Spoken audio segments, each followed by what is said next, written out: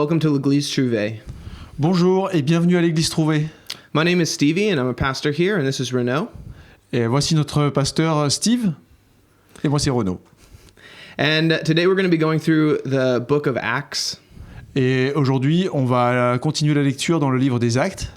And we just wanted to say thank you so much for tuning in and being a part of this. Merci de nous avoir rejoints dans ce moment. Merci d'être avec nous. The way this message will work is we're going to have a time of worship, and then I'll come back up and do a little bit of a message. Nous allons donc commencer par un moment de louange avec un petit peu de musique, et puis ensuite on va continuer avec le message.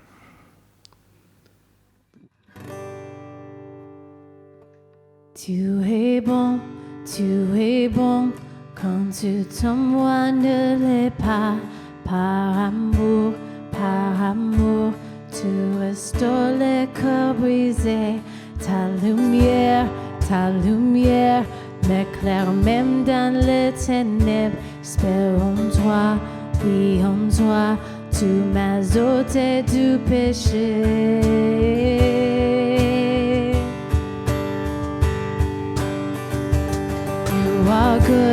You are good when there's nothing good in me.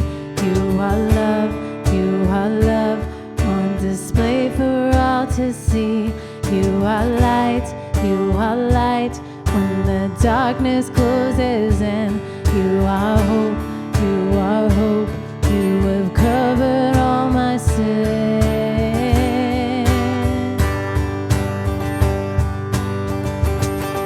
Seigneur, ouvre-moi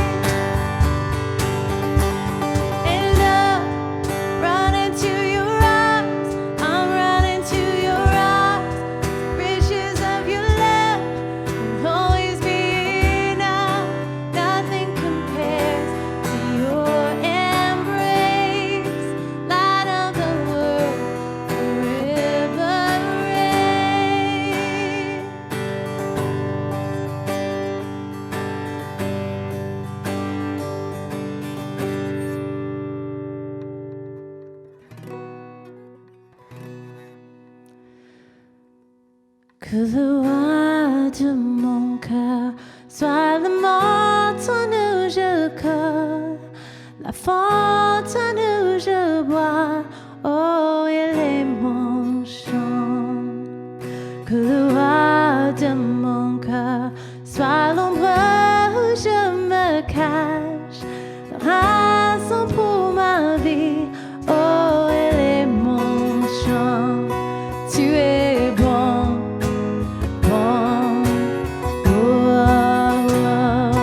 Tu es bon, bon, oh, oh, oh. Tu es bon, bon, oh, oh, oh. Tu es bon, bon, oh, oh, oh. Que le roi de mon cœur soit le vent dans mes vagues, l'encre dans mes vagues, oh, il est mon chant. Que le roi de mon cœur soit le vent dans mes veines, l'écho de mes jours, oh, il est mon chant. Tu es bon, bon, oh, oh, oh. Tu es bon, bon, oh, tu es bon, bon, oh, tu es bon, bon, oh, tu es bon, bon, oh, tu es bon, bon, oh,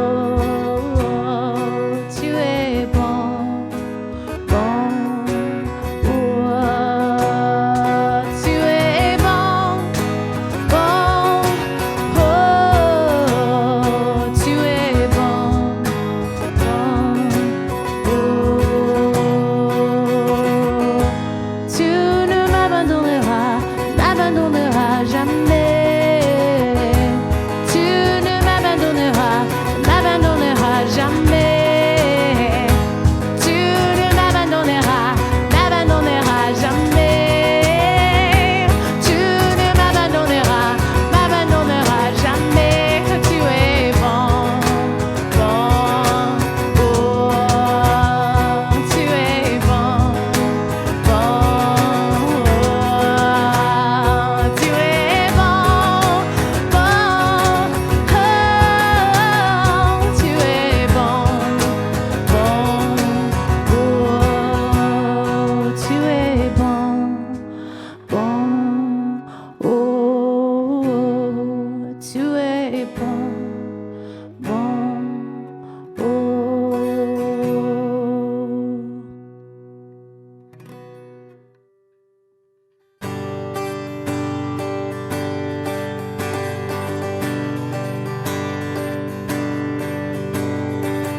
Qui suis-je pour que le roi des cieux vous sépare?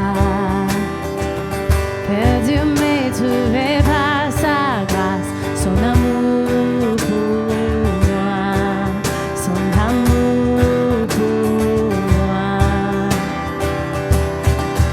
De ma libérer, m'a déterré. Je suis enfant de Dieu, je suis à lui. Il m'a acheté à la croix par son âme. J'étais esclave du péché, mais il m'a sauvé. Jésus m'a sauvé. Il m'a libéré, m'a déterré. Je suis enfant de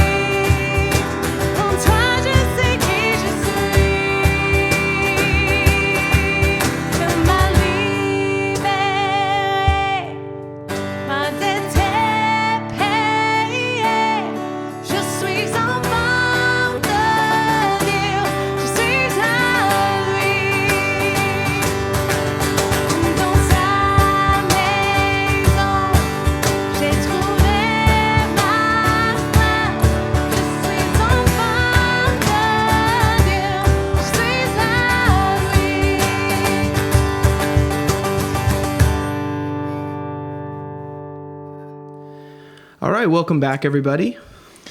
Ok, bienvenue tout le monde. We're going to be in Acts chapter 8, we'll be reading verses 1 through 8. Donc nous allons être aujourd'hui dans Actes, chapitre 8, et on va lire les versets de 1 à 8. But before we begin, we'll have a time of prayer real fast. Et avant de commencer la lecture, on va d'abord prier un instant. Heavenly Father, we just give you this day. Seigneur, nous te remettons cette journée. God, we give you this crazy time in our lives. Nous te remettons ces moments particuliers dans nos vies. And while we as a church can't meet in person, Et en tant qu'Église, nous pouvons nous rassembler en personne. we thank you that you've given us the means to be able to come together through online social platforms. Et nous sommes reconnaissants parce que grâce aux technologies d'Internet et aux réseaux sociaux, nous pouvons nous retrouver et communiquer avec les autres. God, I pray that this message today is not one from me, but it reflects you, Lord. Et nous prions pour que le message ne vienne pas de nous, mais de toi directement. And that your name will be exemplified and glorified through everything that we do and say today. Et que ton nom soit glorifié dans tout ce que nous faisons aujourd'hui. In Jesus' name, amen. Au nom de Jésus. Amen. Amen.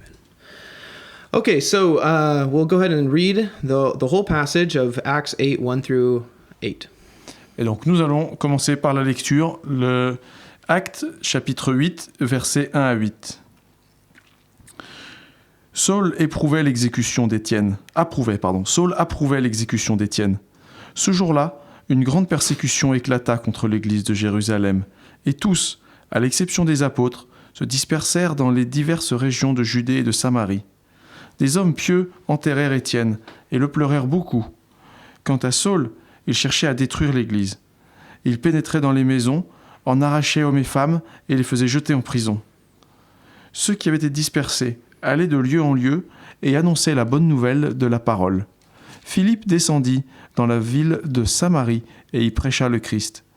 Les foules tout entières étaient attentives à ce que disait Philippe, lorsqu'elles apprirent et virent les signes miraculeux qu'il accomplissait. En effet, des esprits impurs de beaucoup de démoniaques, en poussant de grands cris, et beaucoup de paralysés et de boiteux étaient guéris. Il y eut une grande joie dans cette ville. Wonderful. Okay, so let's go ahead and dive right in. Ok, commençons. So we see in the very first verse here, Saul approved of the execution. Donc on voit dès le premier verset que Saul approuve l'exécution. And so what's happening here is this is basically the last line of the previous passage that Jeff taught on. Et c'est donc, ça prend directement la suite du message de Jeff de dimanche dernier, Which was about the stoning of Stephen. qui était la lapidation d'Étienne. And so this chapter just picks up directly after. Et donc le chapitre commence immédiatement après. And so it says Saul approved of these killings. He was there. And then he goes one step further in the next verse. Et donc ça raconte que Saul approuve et est actif sur ce verset-là et prépare l'étape suivante. And so while he was involved as a trusted disciple of the Jewish faith to watch the coats, Et il était donc un paroissien reconnu, puisqu'il était en charge des vêtements pendant la lapidation d'Étienne. we see in the next passage or the next verse here that he not only approved, but he was ravaging the church. Et on voit dans la suite que non seulement il approuvait les persécutions, mais il était tout à fait à l'avant-garde. And so this is the same Paul that will be, or same Saul that will become Paul later. Et c'est bien sûr la même personne qui deviendra Paul ensuite. And at this point, he's somewhere between the ages of 24 and 40. À ce moment-là, son âge est entre 24 et 40. And he is zealous for the Lord. Et il a un très grand zèle pour suivre Dieu. And so holding on to the Jewish law, he was appalled at what the Christians were doing.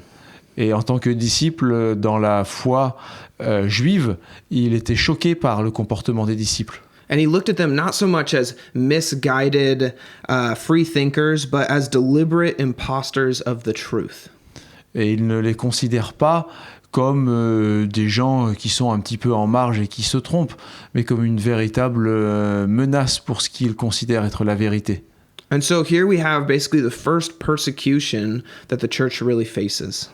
Et donc il s'agit là de la première véritable persécution que l'Église a dû affronter. And so when Paul's going and it says he's ravaging the church, but the Greek is actually really almost even harsher than that. Donc quand on dit qu'il persécute et qu'il attaque l'Église, c'est encore une version un petit peu douce puisque le terme en grec est encore plus violent. It has this connotation of injuring severely, of almost like a justified revenge. C'est une connotation, le terme grec donc a une connotation violente de revanche et de blessure physique. And so Saul goes house to house and he's grabbing Christians and putting them in jail. Et Saul va de maison en maison et il arrache les gens de leur foyer pour les envoyer en prison. And these Christians, they met in houses. And so not only is it this really intense break of in privacy, Et les chrétiens se rassemblent dans des maisons. Et donc, en plus d'être une violation de la vie privée, but Saul is also trying to destroy the infrastructure of the church. mais Saul essaye véritablement de casser l'infrastructure de l'Église. And so we see as a result, the people were scattered throughout the regions. Et là, que le résultat de cette persécution, c'est que les croyants sont dispersés dans toute la région. But in the midst of this, we have this really cool piece here in verse 2 where it says, devout men buried Stephen. Mais au milieu de cette violence, on a un petit indice de paix. Des hommes pieux vont enterrer Étienne. And this is a really cool piece because if the persecution is meant to be taken literally, Et ça, c'est quelque chose de positif parce que si la persécution devient une réalité, then that means that these devout men are not marked as Christians, but more realistically, non-Christian Jews. et cette description de ces hommes pieux ne les indique pas automatiquement comme des chrétiens, mais ça peut être également des juifs honorables. And this shows us a little bit about Stephen's life. He not only was bold in the words that he spoke, Et ce qui en dit long sur la personnalité d'Étienne. Il n'était pas seulement courageux dans la diffusion du message, he wasn't just ingrained in his Christian life, but he was ingrained in his community also. il était donc non seulement connu dans son entourage, dans sa communauté des chrétiens, mais également dans la communauté au sens large des habitants. This means that Stephen was loved regardless of his beliefs. Et donc Étienne était aimé et apprécié au-delà même de sa propre foi. And furthermore, there's something even deeper here in what these men were saying by doing this. Et il y a quelque chose de plus profond à voir, plus que le dire, c'est ce qu'ils font. By lamenting and burying Stephen, they were breaking the Mishnah. Par enterrer et pleurer la mort d'Étienne, il casse l'habitude. And this means that either the views of Saul and the Sanhedrin were not the views of the entire Jewish community, Ce qui indique que l'opinion partagée par le Sanhédrin et les prêtres n'était pas forcément aussi populaire au sein de la population. or that Stephen's friends loved him so much that they publicly protested the Sanhedrin's actions. Ou alors que les amis et les proches et ceux qui tenaient Étienne comme quelqu'un de bien veulent par là faire remarquer au Sanhédrin et faire remonter leur désaccord avec leur décision. And so now in verses 4 through 8, we see that as Stephen is being buried, the Christians are being pushed out of the region out of the region into the regions of Judea and Samaria. Donc dans le verset 4 à 8, en plus de ces réflexions sur Étienne, on a l'élément essentiel qui est des chrétiens qui se trouvent dispersés en dehors de là et jusqu'en Samarie. And this is a really interesting point because Because if you look at verse 8:1, Et si on regarde au chapitre 8, verset 1, and then you look at chapter 1, verse 8, ou si on regarde au chapitre 1, verset 8, they fulfill each other. There's a fulfillment of prophecy that happens. ils se complètent et réalisent une prophétie. So go ahead and flip with me to Acts 1, verse 8. Donc regardons ensemble Acte 1, verset 8.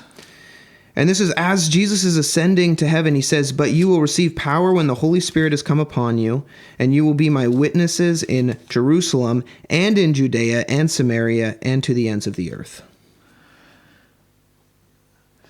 Mais vous recevrez une puissance lorsque le Saint-Esprit viendra sur vous, et vous serez mes témoins à Jérusalem, dans toute la Judée, dans la Samarie, et jusqu'aux extrémités de la terre. And so here in chapter 8, we're seeing that fulfillment. Et là, dans le chapitre 8, on voit la réalisation de cette prophétie. It's so funny the way that God works sometimes.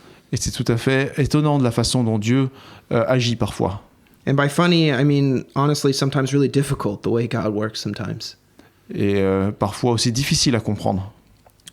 See, they had an expectation that the gospel was going to start with them and go out.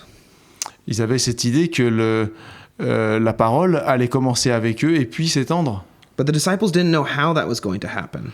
Mais les disciples ne savaient pas comment ça allait se passer. Like, imagine Jesus as he's ascending up, and there's this wonderful moment. He looks down, he says exactly, literally what's going to happen.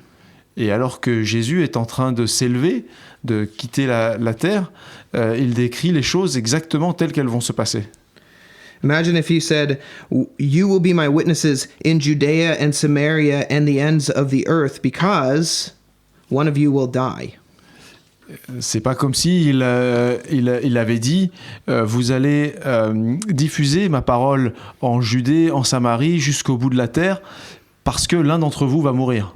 And not only will one of you die, but the gospel will be spread out through persecution. Et non seulement l'un va mourir, mais en plus la parole sera diffusée par le biais de persécution. What a wildly different idea of what the gospel is about to be these disciples would have had.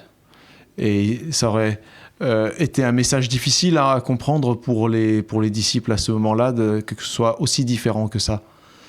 And so they're told to wait in Jerusalem, yet also promised to become witnesses to the ends of the earth. How is this supposed to happen? Et donc il leur est demandé de rester à Jérusalem et il leur est dit qu'ils assisteraient à la fin du monde. Comment ça peut être possible? The answer is persecution and trials. Et la réponse, c'est les persécutions. And I think so often this is us as well. Et ça s'applique pour nous également. We're so excited about what God's doing or what God has done. Nous sommes si contents, excités par ce que Dieu a fait. We look back at the points in our life where we were the most trusting and the most built up in our faith with Jesus. On peut regarder dans notre expérience personnelle et voir dans notre vie les moments où nous avons une relation la plus proche avec Jésus. And we see it and we go, wow, that was such a sweet time. Et on peut s'en souvenir en étant vraiment content de ce moment. We say, God, wow, you changed my views, my directions, my outlooks. On peut être reconnaissant à Dieu qui a pu changer notre objectif, notre chemin, notre vision, notre façon de voir. But we forget that it was oftentimes through the fire of trials. Mais on peut oublier que parfois, ces changements sont arrivés dans des moments difficiles. Of deep doubts and hard times of crying and asking God why. Des moments de doute, des moments parfois difficiles à traverser où on s'interroge. See, it's often through the testing of our faith that faith becomes stronger. C'est souvent lors d'épreuves où notre foi est mise à l'épreuve que nous pouvons faire ces progrès. And so if we claim Christ as our Savior, donc si on reconnaît Jésus comme notre sauveur, then we have to understand that this is sort of the recipe of becoming close with Jesus. Et c'est en quelque sorte la recette pour se rapprocher de Jésus. It's denying myself. It's denying the comfortable to pursue Jesus. C'est se renier soi-même et son confort pour atteindre Jésus. And this is what Jesus modeled, right? Et c'est ça le modèle de Jésus, son exemple. And you see, I think sometimes we take those moments by faith and we whittle them down to just the spiritual side of things. Parfois, on peut limiter ces expériences à l'aspect religieux, l'aspect de la foi. We look back on those times of great closeness with the Lord and we say, well, it was because I prayed a lot and that was the reason I felt Jesus' presence. Et on peut donc regarder en arrière et se dire, oui, ce moment que j'ai passé de proximité plus intense avec Jésus, c'était peut-être juste parce que j'ai beaucoup prié à ce moment-là. But we forget that the fervor in which we prayed for was because our outward situation was really hard. Mais on peut avoir oublié la cause de cette ferveur. Qu'est-ce qui nous a amenés là?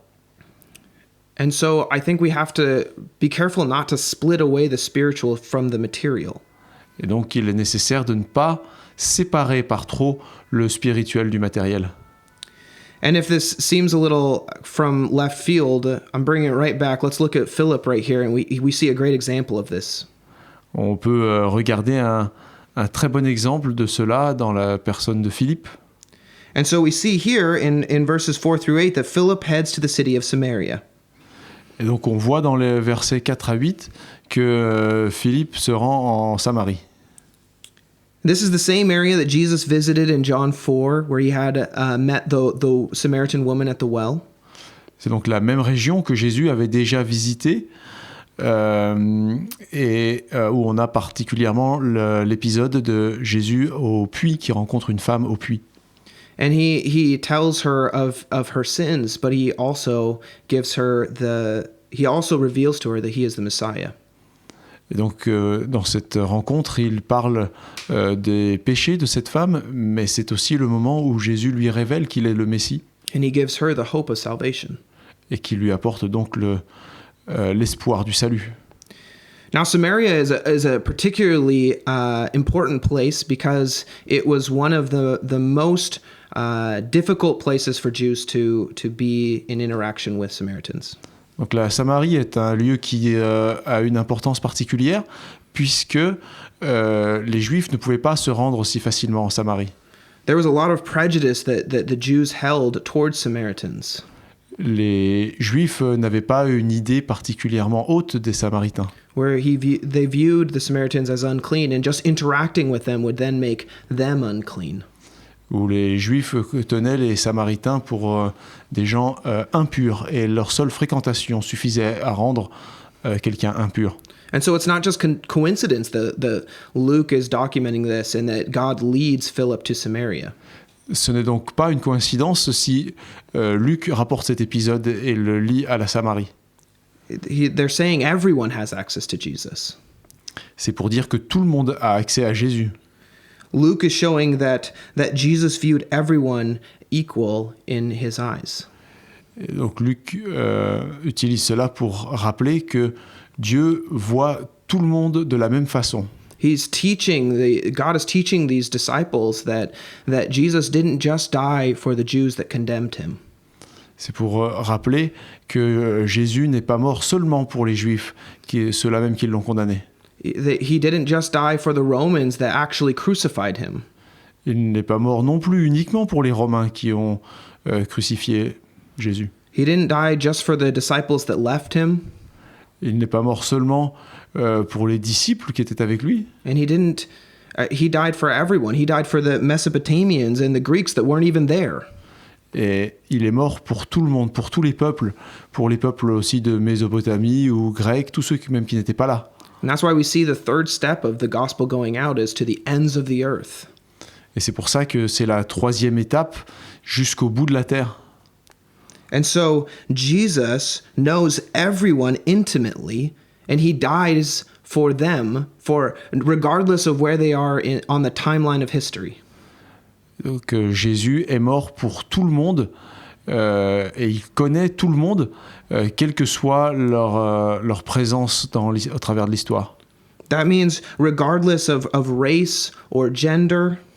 Donc sans regard sur des éléments comme race ou le genre, or education or even sexual preference. ou des considérations d'orientation sexuelle ou d'âge. Our role as Christians is to model the love that Jesus showed, which is that he found everyone worthy. Notre rôle de chrétien est de rappeler que tous méritent le salut par Jésus-Christ et sont reconnus comme tels par Dieu. And that's a challenge for us as Christians. Et ça peut être une difficulté, quelque chose une question pour nous en tant que chrétiens. We often hold our love in regards to what's spiritual or what's material and not together. On peut avoir tendance à faire une séparation entre ce qui est spirituel ou matériel. We do things like pray for someone's salvation, but not enter their lives intimately. On peut prier pour que quelqu'un soit sauvé, mais pas rentrer dans leur vie privée. And we still mask that and say that's love. Et on met tout ça ensemble et on dit c'est ça l'amour. We go to the street corner and we evangelize Jesus. On peut aller au coin de la rue et parler de Jésus. And we proclaim the love of Jesus. On peut proclamer l'amour de Jésus. But we also condemn people to hell. Mais on peut être également dans une posture de jugement pour ceux qui ne suivent pas. And we hold our own judgments on them. Et on les juge nous-mêmes. And we call that love as well. Et on voudrait appeler ça l'amour aussi. While presenting facts can be done lovingly, we miss the love of Jesus in our physical actions. Et même si ça peut paraître être de l'amour, on passe à côté de l'amour véritable de Jésus. Right? We argue politics on Facebook with the ferocity of Saul pulling people out of houses. On peut présenter des arguments et des discussions enflammées sur les réseaux sociaux, sur Facebook, et on se retrouve dans la même position que celle de Saul. And in doing so, we harden our hearts so hard we don't hear people speak anymore. Et ce faisant, on peut durcir notre cœur et ne pas entendre ce que d'autres ont à dire. Stephen was a great example to us of what to do in these sort of situations. Étienne est un bon exemple sur que faire dans cette situation. In Stephen and in Philip both, we see these examples of what we should be doing.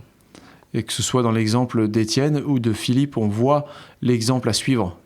Stephen stood up for Christ so intensely that he was killed for it. Étienne est resté debout et a tenu sa place face à ces accusations. But he also showed such a fierce love to the people around him that people that didn't believe what he believed came forward and buried him.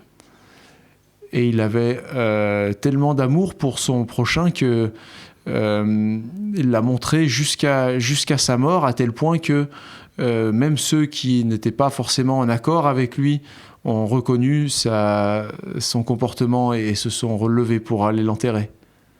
Philip shows us this love as well. Philippe fait une démonstration de cet amour aussi. In verse 7, it says that he proclaims Christ. Dans le verset 7, on voit qu'il proclame Christ. But he also did actions. Mais il a également agi. It says, "For unclean spirits crying out with a loud voice came out, and many of them who were paralyzed and lame were healed." So he healed and he cast out demons. Which one? 7. Okay. En effet, les esprits impurs sortaient de beaucoup de démoniaques en poussant de grands cris, et beaucoup de paralysés, boiteux étaient guéris. Donc il ne se contente pas d'une attitude, mais il agit également. But what I love about this is the next verse, in verse 8, where it says, there was much joy in that city. Et le verset suivant est émouvant. Il dit, il y eut une grande joie dans cette ville. You see, regardless of Philip's spiritual preaching and his message, Donc même sans considération du message de Philippe, he gave joy to everyone. il apporte la joie partout. everyone in the city benefited from him being there. Tout le monde dans la ville a reçu quelque chose. These people said, I may not buy into what he's saying, Les gens peuvent dire, je ne suis pas forcément d'accord avec le sens de son message, but regardless, what he's doing is some great things for our city, and I respect that. mais quoi qu'il en soit, ce qu'il fait et ce qu'il apporte pour la ville est positif, et ça c'est respectable. This was such a wake-up call for myself. Et ça peut être un appel pour nous. Is my spiritual agenda overriding my desire to love others? La question qu'on peut se poser, c'est est-ce que mon programme spirituel est imposé aux autres ? Are my politics or my slothfulness or my feelings of comfortableness overriding my feelings of love? Est-ce que mon confort quotidien ou est-ce que mes opinions et mes idées peuvent être en contradiction avec d'autres ? I hope people say at the end, we don't believe in the same God, On peut espérer que d'autres peuvent dire, peut-être moi je ne crois pas dans le même Dieu. but man, Stevie gives me a lot of joy. On va dire, il ne croit pas dans la même chose, mais Stevie nous apporte beaucoup de joie. Maybe I don't believe that same message, but I sure do see that Stevie is showing love and is so helpful. On peut se dire, peut-être je n'ai pas les mêmes opinions, je ne suis pas d'accord sur tel et tel point, mais il apporte beaucoup de choses à la communauté. I want l'Église Trouvé to be noted that they preach the gospel, but also they show love and care in their community. Et on veut savoir que l'Église Trouvée défend une certaine opinion, mais apporte également de l'amour et de l'empathie pour toute sa communauté. I hope people see this church and they say, I don't believe in that God, but man, they seem to make everything better when they get involved. Et que les gens puissent se dire, on ne partage pas forcément leur opinion sur tout, mais quand ils sont là, les choses sont beaucoup plus positives. We see this with the woman at the well in John 4 as well. Et on peut retrouver un parallèle avec la femme au puits dans Jean 4. The woman comes to gather water at the hottest part of the day. Cette femme vient au puits chercher de l'eau aux heures les plus chaudes de la journée. Why does she do this? Because she's a woman of ill repute. Pourquoi choisit-elle de venir à ce moment-là ? Parce que c'est une femme de mauvaise réputation. She's a person that has done actions that fundamentally go against what Jesus is teaching and desires. Cette femme a fait des choses qui sont tout à fait contraires à l'enseignement de Jésus. In fact, her actions go fundamentally against the entire community. That's why she's there at noon, the hottest point. Et ses actions sont réprouvées par toute la communauté. C'est pour ça qu'elle est là à midi. And worse yet, Jesus knows all of this. Et bien sûr, Jésus sait déjà tout ça. And he comes forward and he breaks the cultural expectation of shame. Et il s'approche, il la rencontre et il l'ignore et passe au travers la barrière de la honte. And he asks for a drink, and in doing so, he becomes one with her and makes himself, quote unquote, unclean. Et donc, délibérément, il lui demande de l'eau, ce qui va automatiquement le rendre, entre guillemets, impur. And then he breaks the cultural expectation further. Et il continue d'aller contre la coutume. And he addresses the shame that's kept her rejected from her own people.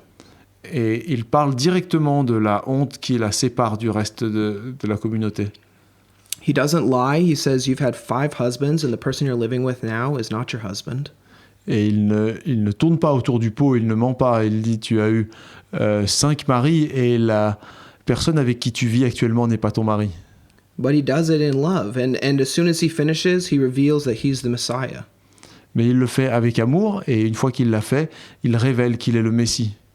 And he declares that there will be an hour soon when she will have forgiveness. Et il lui dit qu'il y aura un moment très bientôt où elle sera pardonnée. And the crazy thing about this is she has no idea what this forgiveness is going to cost Jesus. Et elle ne sait pas du tout ce que ce pardon va coûter à Jésus. And so then later when Christ is praying on the Mount of Transfiguration and he's praying to God, Donc plus tard, quand Jésus prie sur le mont de la Transfiguration, il prie à Dieu and he knows what he's about to have to endure, et il sait ce qu'il va devoir traverser. he says to God, "Not my will be done, but yours." Et il dit à Dieu que ta volonté soit faite et non pas la mienne. And what he's saying here is that Samaritan woman, in all of her sins and all of her ill repute, is worth it. Et donc ce qu'il dit par là, c'est que cette femme samaritaine, malgré sa mauvaise réputation, son salut vaut le coup. This is the person we're representing when we call ourselves Christians. C'est cette personne-là que nous représentons quand nous nous appelons chrétiens. And this is what Philip represented when he came back into Samaria. Et c'est ça que Philippe représente quand il arrive en Samarie. And this is why he not only preaches, but he shows love. Et c'est pour ça que non seulement il prêche, mais il apporte de l'amour. Because Jesus did. Parce que Jésus l'a fait également. The takeaway for us today is this. Ce qu'il faut retenir pour nous aujourd'hui, c'est la chose suivante. Let us be marked by Christ, not just in our spiritual actions, but in our physical actions as well. Ayons l'empreinte de Jésus dans ce que nous faisions, pas seulement spirituel, mais également au quotidien. Jesus doesn't just say to the Samaritan woman that he is the Messiah. Jésus ne se contente pas de dire à cette Samaritaine qu'il est le Messie.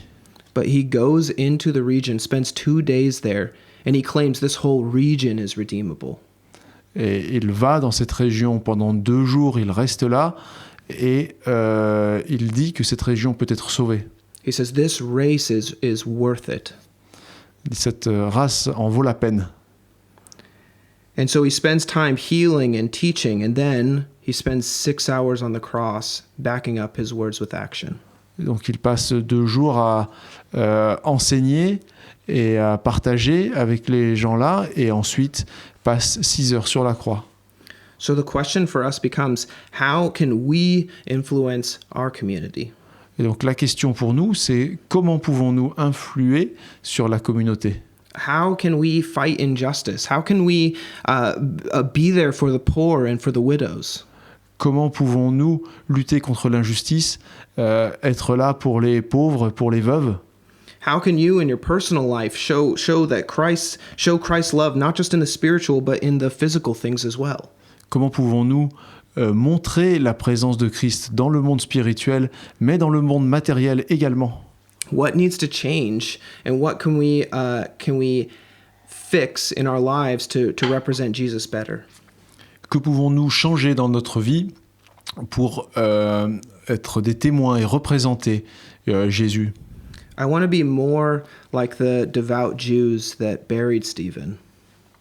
On veut être comme ces Juifs qui ont enterré Étienne, Than the devout Jews that stoned him. plutôt que les Juifs qui l'ont tué. Let's pray.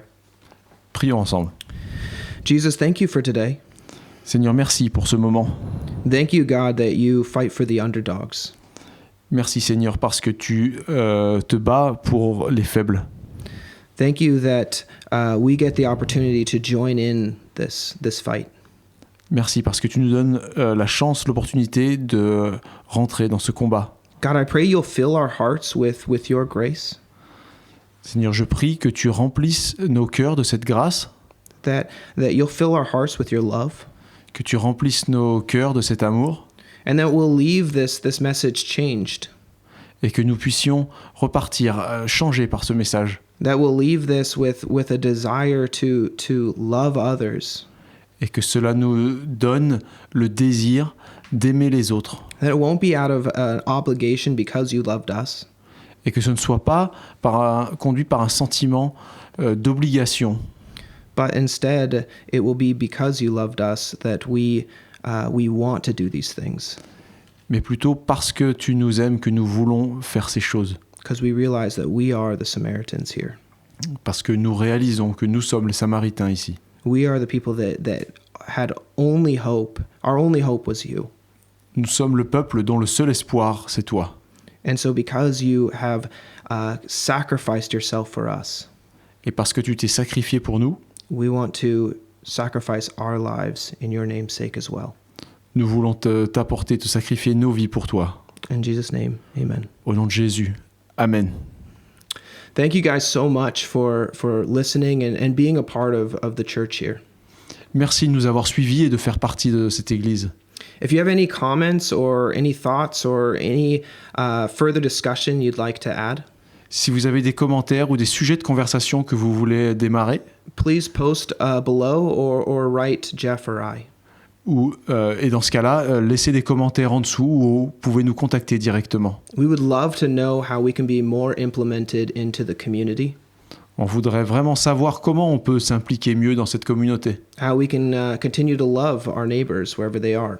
que nous puissions continuer à aimer nos voisins ou quels qu'ils soient. So if you'd like to join us in that, please comment and just continue listening and being a part of this community.